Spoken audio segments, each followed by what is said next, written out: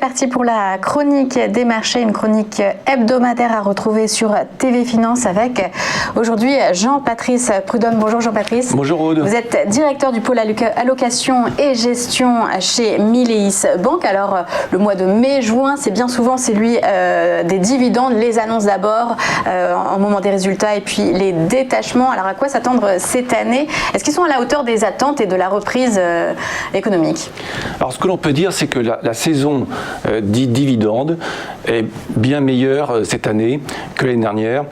On peut rappeler d'ailleurs qu'il y a eu une forte baisse des dividendes l'année dernière en raison de la crise sanitaire. Quand ils n'ont pas été supprimés tout simplement. Hein. Alors, 80% des entreprises du SBF 120 ont dû soit réduire, soit annuler leurs dividendes. Donc c'est vraiment une situation très exceptionnelle. Cela va beaucoup mieux depuis le début de l'année. Les dividendes ont rebondi de 42% par rapport à 2020 grâce finalement à la sortie de la crise sanitaire. Alors qu'est-ce qu'on peut attendre en termes de rendement cette année? On peut raisonnablement espérer un rendement du dividende proche de 3%, aussi bien en Europe qu'en France. Donc les valeurs de rendement, ce sont celles qui sortent un gros dividende. Est-ce qu'il y a des secteurs qui sont plus représentés que d'autres? Alors effectivement, les dividendes sont très inégaux selon les secteurs.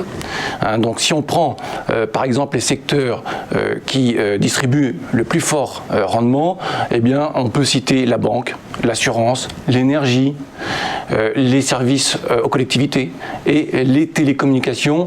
On parle alors de secteurs de rendement. D'autres secteurs comme la technologie, l'industrie, forcément dividende, ouais, la tech.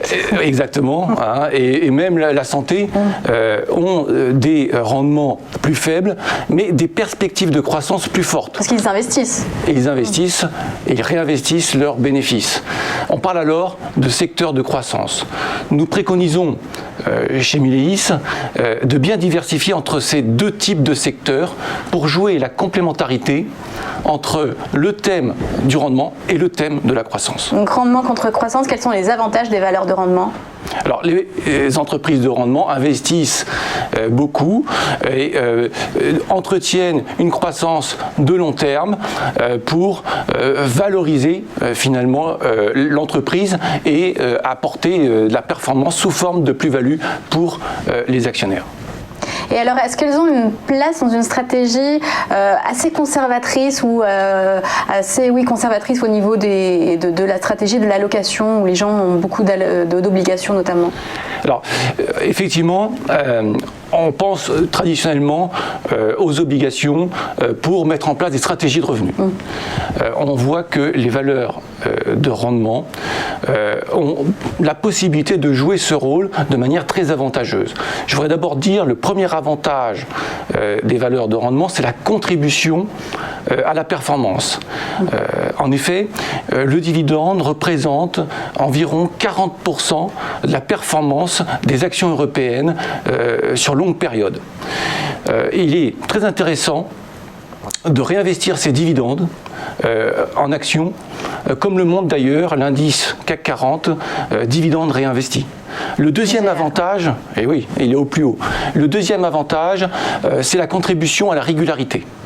En effet, les valeurs de rendement eh bien, sont perçues et ont cette capacité à être moins volatiles que les valeurs. On dit d'ailleurs de bons pères de famille, c'est celle-ci. Souvent c'est des valeurs de bons pères de famille et c'est très utile lorsque eh bien, la volatilité est de retour sur les marchés. Donc nous considérons qu'il est intéressant de préconiser les valeurs de rendement en portefeuille. Et pour terminer sur l'aspect revenu et donc possibilité de mettre en place des stratégies de revenus à la fois sur les obligations et sur les valeurs de rendement, il faut avoir à l'esprit que les valeurs de rendement ont des rendements beaucoup plus importants que ceux des obligations, 3% pour les actions en moyenne, pour les actions françaises versus 0,2% pour l'emprunt d'État à 10 ans. Les valeurs de rendement apportent en plus cette capacité et ce potentiel de performance qui est tiré de la croissance de l'économie et des bénéfices. C'est la raison pour laquelle nous considérons qu'il est très intéressant d'investir aux côtés des obligations sur des valeurs de rendement pour viser plus de revenus et plus de performance. Oui, un investissement dynamique, mais avec une prise de risque raisonnée. Merci beaucoup Jean-Patrice Prudhomme. Merci. Vous êtes directeur du pôle allocation et gestion chez Méliès Banque.